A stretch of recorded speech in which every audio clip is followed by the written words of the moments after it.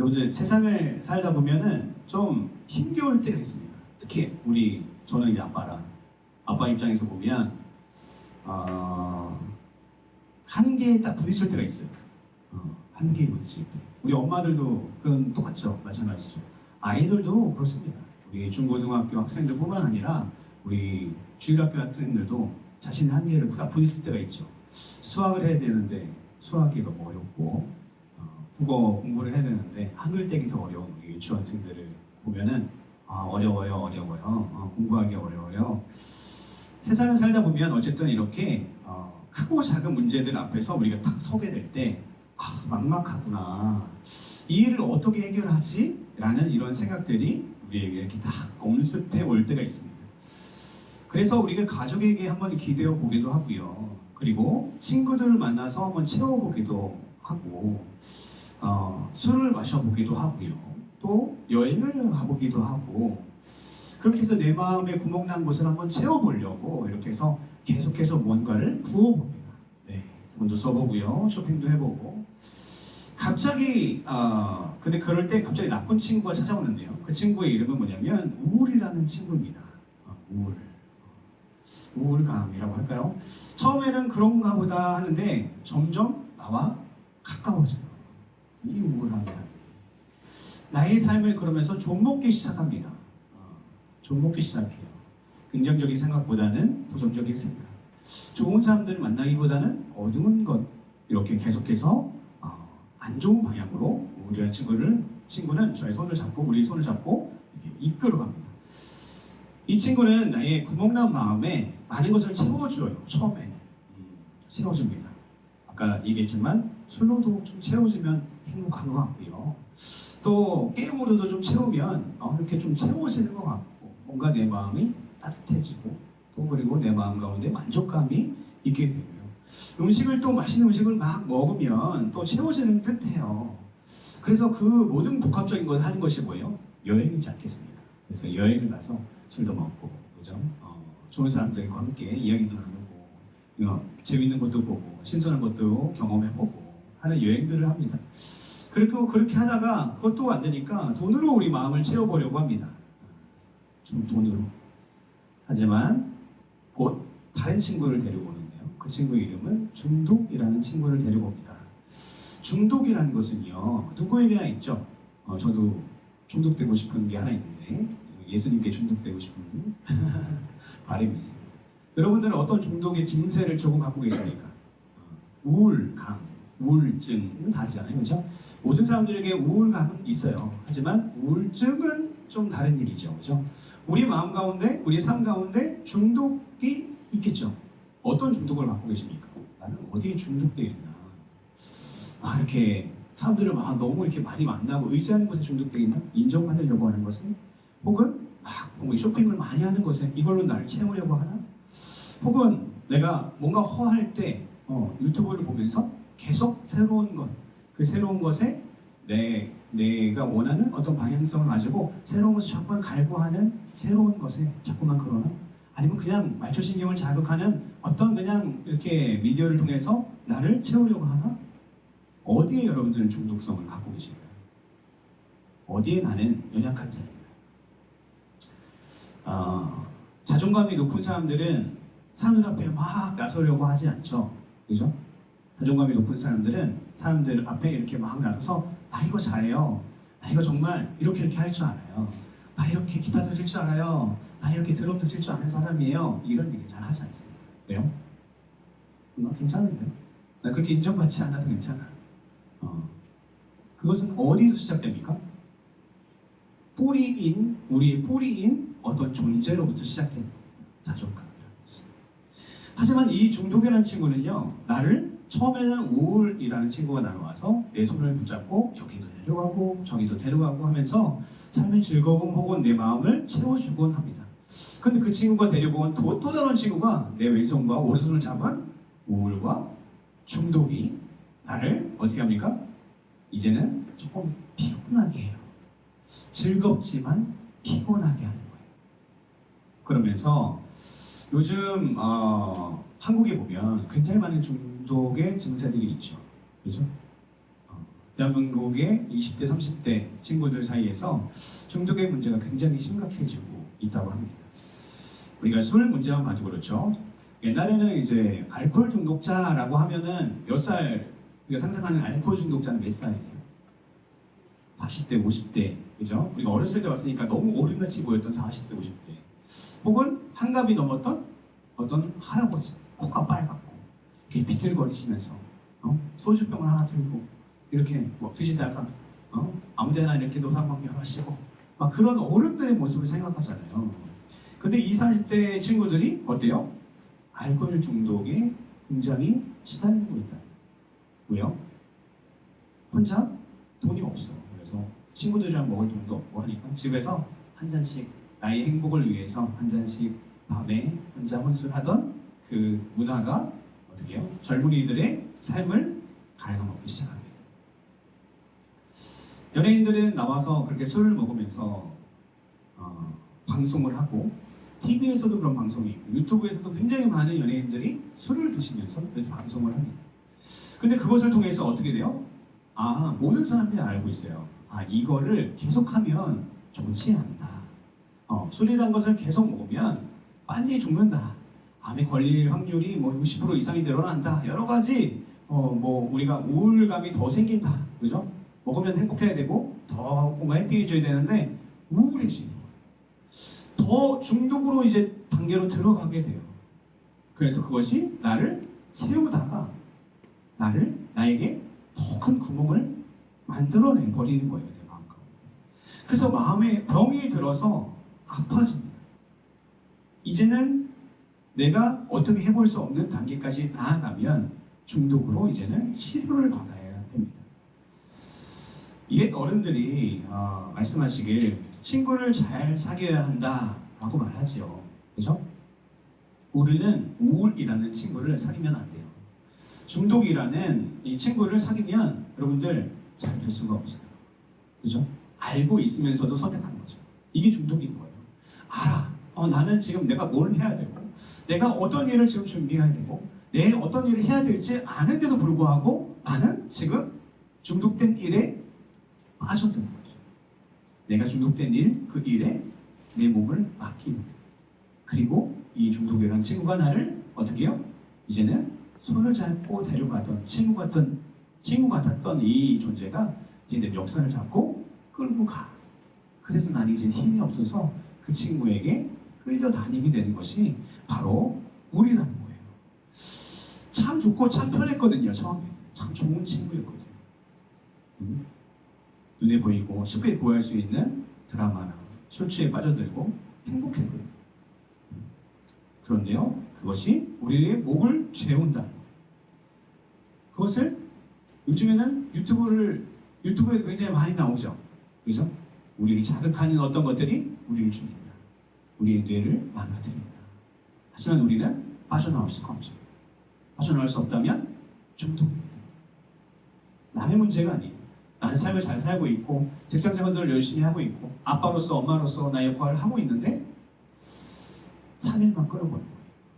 우리가 단적으로 어떤 문제든 그렇지만 도박도 그렇고 모든 문제가 그렇지만 유튜브를 끌어버린 거예요. 3일만 끌어버린 거예요. 안 보는 거예요. 할 수 있겠냐는 거죠. 못한다. 그러면 나는 중독의 단계, 중독이라는 친구의 손을 잡고 다니고 있구나 라고 생각하시면 됩니다. 오늘 본문을 묵상하다 보니까요, 이 말씀이 떠오릅니다. 고린도전서 8장 1절 말씀 보니까요, 우상의 제물에 대하여는 우리가 다 지식이 있는 줄 아나 지식은 교만하게 하며 사랑은 덕을 세운다. 그죠? 지식은 뭐한대요? 교만하게 하며 사랑은 덕을 세운다. 이 사람이 있어요. A라는 사람이 있어요. 이 사람을 우리가 지적으로 보면, 율법적으로 보면 이렇게 해서 파면해야 돼요. 집사직분이든 목사직분이든 상관없이 파면해야 돼. 그리고 기간을 두고 다시 회복시키는 과정이 필요하겠죠. 그죠? 하지만 사랑으로 보면 어때요? 사랑으로 보면 다른 방법으로 모이게 되는 거예요. 다른 방법으로 품게 되는 거예요. 먼저 내가 손가락질하는 것이 아니라 먼저는 안아주고 시작하는 거예요. 치리가 필요하고 죄에 대한 지적이 필요할지 모르지만 그것은 해야 되겠지만 우리가 사랑으로 하면 어떻게 해요? 안아주는 거죠.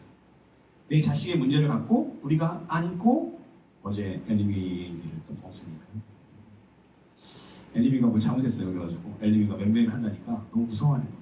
그래서 엘리미가 저를 무서워하는 게 좋지는 않다고 생각하지만 어쨌든 이렇게 막 또 너무 울어. 그래가지고 내가 엘리미 잘못하는 거 맴매해야 되는데 안 한다고? 어떻게 할 건데? 다시는 이 잘못 안 할 거야? 응? 이렇게 많이 얘기했는데 계속 그걸 반복해서 잘못하면 아빠가 맴매할 수밖에 없어. 이렇게 하면서 제가 엘리미 그러면은 3대만 맞을까? 2대 맞을까? 사실 시작을 5대부터 했어요. 계속 안 된대요. 그래서 그러면 아빠가 엘리미 대신해서 맞을게 하고 제가 제 손을 되게 세게 때렸어요. 그랬더니 그리고 나서 엘리미를 이렇게 안아줬어요. 무슨 관계입니까? 사랑의 관계죠. 얘가 아무리 큰 잘못을 해도 일단은 부모는 뭐 하는 거예요? 안아주는 거예요. 사랑한다 라고 먼저 괜찮다. 일단은 우리가 살 길을 찾자가 아니라 너 지금 잘못한 거 맞아. 그런데 그것은 하나님 앞에 우리가 먼저 내어놓고 그 문제에 대해서 기도하고 먼저 하나님께 해결을 받자. 그리고 세상에 우리가 벌을 받아야 된다면 세상에 벌을 받자 라고 하는 것이 믿음의 부모라는 거예요. 오늘 말씀에 이스라엘 백성에게 도움을 주는 그리고 아주 실제적인 두 종류의 친구들이 나옵니다. 오늘 말씀이 그 친구는 뭐냐면 첫 번째 바리새인과 율법 교사들이 이스라엘 백성들에게 가장 가까이 있는 친구였어요. 이들은 이스라엘의 행정과 정치와 종교와 문화와 축제 모든 면에서 이스라엘 백성들의 선생들이었어요. 어떤 문제든지 문제가 생기면 태풍이 왔는데 지금 이 키부츠 이게 같이 일하는 농장에 이렇게 많이 망가졌어요. 어떻게 할까요? 누구한테 가요? 바리새인과 율법 교사들한테 가는 거예요. 기후학자들한테 가지 않습니다. 이스라엘은 지금도 그래요. 지금도 랍비라는 존재는 이제 국가적인 어떤 중요한 문제를 해결할 때는 무조건 랍비들이 2-3명은 포함돼서 그 기구가 형성이 돼요. 그래서 그 문제를 해결하기 위해서 기도하면서 그 문제를 해결하는 것이 어디예요? 이스라엘 백성들이라는 거예요. 그러니까 이 당시에 율법 교사, 바리새인들은요 이스라엘 백성들에게 너무 좋은 친구 같은 존재였어요. 필요한 존재였어요. 인생의 가이드 같은 존재였어요. 오늘 예수님께서 갈릴리 지방에서 복음을 전파하실 때에 그것을 들으려고 함께 누가 앉아 있었습니까? 오늘 말씀 보니까 바리새인과 율법 교사들이 그 자리에 함께 있었어요. 이들은 지식이 많았어요. 하나님의 말씀을 아주 잘 알고 있는 그런 사람들이었습니다. 그래서 주변에 힘들고 해답이 없는 사람들에게 말씀으로 도움을 줬어요. 실제적인 도움을 줬어요. 이건 이렇게 해야 됩니다. 이런 문제가 있을 때 율법에는 이렇게 하라고 했으니 우리가 이것을 우리 전통과 빗대어서 이렇게 하면 좋겠습니다. 라고 명쾌하게 모든 사람들에게 그렇게 너그럽게 도움을 주었던 그런 사람이었다는 거예요. 근데 이들이 지금 이 자리에는 왜 있습니까? 예수님의 이 복음사역, 예수라는 존재에 대해서 판단하기 위해서 이 자리에 앉아있어요. 오늘 이 자리에 계신 여러분들이 하나님의 말씀을 들으면서 판단하지 않으시기를 주님의 이름으로 축복합니다. 여러분들 말씀을 들으면서 우리가 말씀을 잘 전하나? 말씀을 잘 전하지 않나? 그래서 한국에서 방문하신 분들이 이제 설교 끝나고 나서 목사님 너무 은혜 많이 받았어요. 좋아요. 전 기분 좋은 얘기예요. 목사님 말씀 너무 좋아요. 이런 얘기를 해주시는데 좋은데 한국에 가서도 같은 마음으로 은혜 받으셨으면 좋겠어요. 한국의 본교에 가서도 동일한 마음으로 겸손하게 하나님의 말씀으로 들었으면 좋겠어요. 그런데 우리는 살다 보면 어때요? 오늘 말씀 잘 알잖아요. 그렇죠? 지붕을 뚫었잖아. 그래서 침상으로 내려가지고 예수님께서 제사함을 받았다라고 하니까 그것 때문에 이 지금 바리새인과 이 율법 교사들이 아니 지금 성도가 아니야? 지금 뭐 하는 거야? 당신 이거는 하나님밖에 못 하는 거야? 라고 했더니 예수님께서 침상을 들고 가라. 이게 더 쉽니? 뭐 이런 얘기잖아요. 너무도 잘 알고 있는 말씀이지만 이 말씀이 어떤 말씀입니까? 우리에게 생명의 말씀이 되어야 돼요. 하나님의 말씀으로 들리지 않는다면 우리는 죽을 수밖에 없는 존재예요. 종교생활하는 것과 다르지 않아요. 절에 가는 것과 다르지 않아요. 우리 하나님의 말씀을 잣대로 판단하는 사람들이 누구라는 거예요? 바리새인과 뭐예요? 율법교사들. 이 사람들은요 하나님의 말씀을 잣대로 뭐예요? 판단한다고요. 오늘 우리가 말씀을 들으면서 하나님의 말씀을 잣대로 이 오늘 우리가 듣는 말씀을 판단하면 안 돼요. 저는 참고로 이단 사이비를 굉장히 싫어하고 굉장히 정통, 그래도 중간에 있는 신학들을 선택하려고 노력해서 이단적인 것들은 될 수 있으면 설교하지 않으려고 굉장히 노력을 합니다. 그렇기 때문에 여러분들 의심할 부분은 거의 많이 없어요. 무슨 말이에요? 우리 목사님이 이단인가 아닌가 이렇게 판단하실 필요가 없다는 거예요. 그죠? 그러니까 뭐 하는 거예요? 하나님의 말씀을 준비한 하나님의 말씀, 기도하면서 제가 준비한 하나님의 말씀을 전달하는 전달자로 여러분들 저를 봐주셔야지 우재형이라는 이 사람의 세미나에 오신 게 아니라 하나님께서는 하나님의 말씀이 하나님의 말씀 되시는 교회를 원하시는 줄 믿습니다. 오늘 이 자리에서도요, 상석에 앉아서 예수님이 어떻게 또 무엇이라고 하는지 듣고 싶었어요. 이 율법 교사들과 바리새인들. 아니, 저 어린 선생, 지금 나이가 별로 안 돼요. 30대 초반밖에 되지 않는 저 젊은 친구가 뭐라고 하는지, 랍비라고 하기도 아직 준비가 안 돼 있고 과정을 거치지도 않아요. 쉽게 말해서 신학교도 안 나왔어요. 그죠? 과정을 거치지 않았어요. 그리고 갈릴리 출생이네. 뭐 이게 해답이 없네. 저기 공부 못하는 어디 저기 물고기 잡는 허드렛 일이나 하고 아빠 따라서 목소리나 하고 했던 그런 답이 없는 사람인데 어떻게 저 사람이 저렇게 영향력이 있게 사람들에게 복음을 전파할까? 하나님의 말씀을 선포할까를 궁금해하면서 저들이 앞에 앉아 있습니다. 그런데 큰 사건 하나가 벌어지죠. 그것은 아까 우리가 설명한 대로 중풍병자와 그들의 친구가 벌이는 일이에요. 이 중풍병자는 고칠 수 없는 질병을 갖고 있어요. 하나님의 저주라고 이야기하는 질병입니다. 왜냐하면 고칠 수가 없거든요. 우리가 이 중풍병에 대해서 너무 많이 들었기 때문에 잘 아실 거라 생각해요. 질병을 앓는 이 친구를 그 지인들이 함께 침상에 메고 입구로 막 와요. 예수님이 거하시는 그 집 입구로 들어와요. 집이 컸는지 작았는지 잘 모르겠지만 어쨌든 집이 커야 얼마나 크겠습니까? 그렇죠?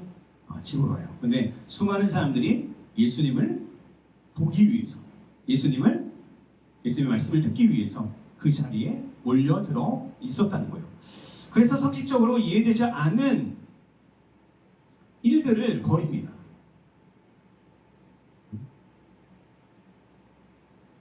누가복음 5장 19절 말씀 보니까요. 우리 때문에 메고 들어갈 길을 얻지 못하는지라.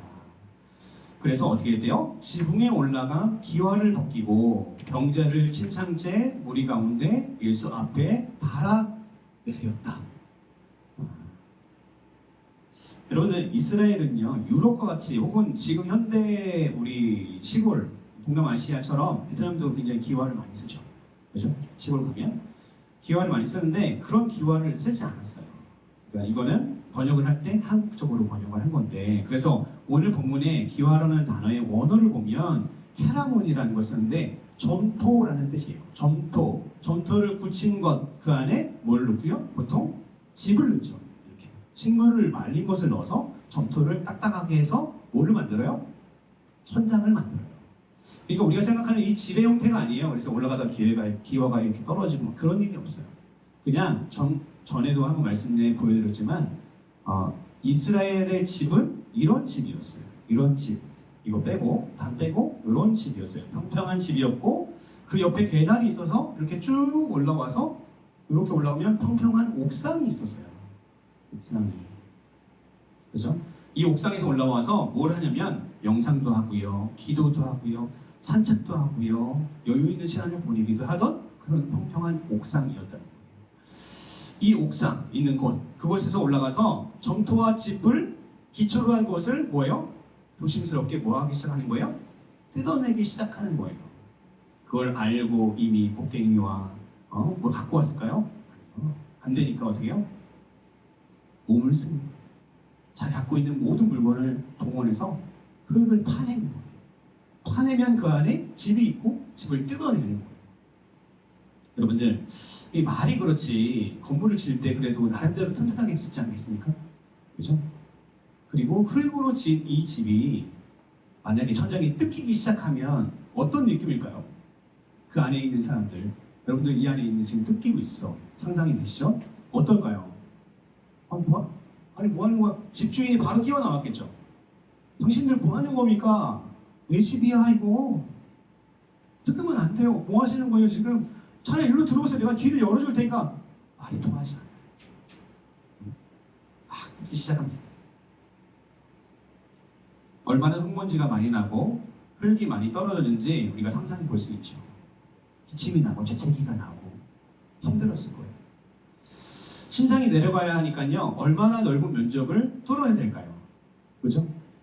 지금처럼 뭐 이렇게 좋은 비상용 침대가 있는 것도 아니고, 그죠?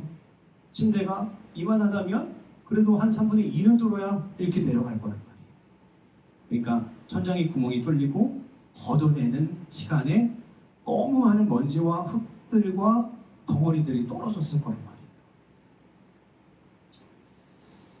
저는 이 장면을 묵상하면서 이런 친구들을 가진 문둥병자가 부러웠어요. 이런 친구 있으십니까?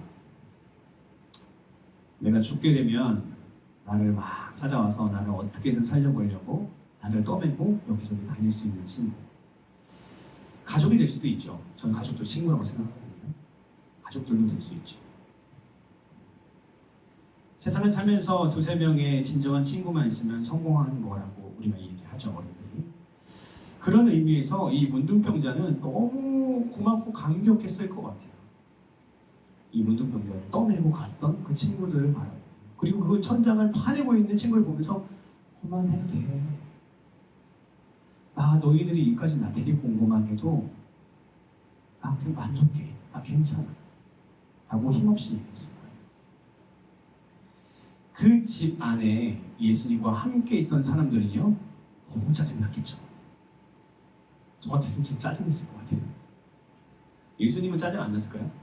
예수님도 눈이 있으셨고요, 호흡기가 있으셨고요, 똑같이 먼지를 맞으면 짜증나는 그런 피부를 갖고 계셨어요. 너무 힘들었겠죠. 그 안에 몇 분 동안 뚫었을까요? 몇 분? 1분 동안 잠깐 떨어지고 말았을까요? 한 10분? 20분? 최소한 10분, 20분은 뚫어야 됐을 것 같아요. 그러면 집안이 어떻게 됐을 것 같으세요? 아수라장이 되었어요. 집주인에게 뭐 하는 거냐고 집주인이 얘기했을 때, 우리가 이 친구 예수님과 만나게 되면 우리가 다 공사를 해주든가, 우리가 돈을 줄 테니까 걱정하지 말고 기다려달라고. 제발 이 친구를 위해서 한 번만 기회를 달라고 그렇게 얘기했을 거예요. 하지만 예수님은 그 안에서 기쁨의 눈으로 먼지를 넘은 친구들을 보았어요. 그 먼지를 넘어 친구들을 보면서 기쁘셨단 말이에요. 기뻤어요. 예수님은 자주 이렇게 이야기하셨죠. 마태복음 11장 19절에 보니까 세리와 죄인의 친구로다. 나는 세리와 죄인들의 친구다. 마가복음 2장 17절에 보니까요, 예수께서 들으시고 그들에게 이르시되 건강한 자에게 의사가 쓸데없고 병든 자에게라야 쓸데있느니라. 나는 의인을 부르러 온 것이 아니라 죄인을 부르러 왔노라. 나는 질병을 가지고 있는 문둥병자를 위해서 이 자리에 왔어. 바리새인과 율법교사 당신들 때문에 온 건 아니야. 그리고 건강한 사람들 때문에 온 것이 아니에요. 저는 누구 때문에 왔냐면 저 친구들과 함께 온 저 문둥병자 때문에 내가 이 자리에 왔어요.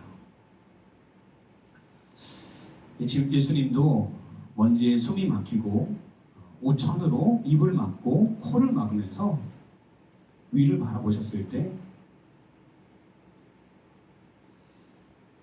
그들의 눈 속에서 소망을 보셨어요.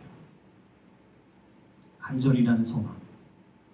여러분들 이게 뭐냐면 믿음이에요. 믿음. 여러분들 혹시 문제를 갖고 계십니까? 어떤 문제를 혹시 이렇게 안고 계세요? 혹은 소원하는 것들이 있으세요?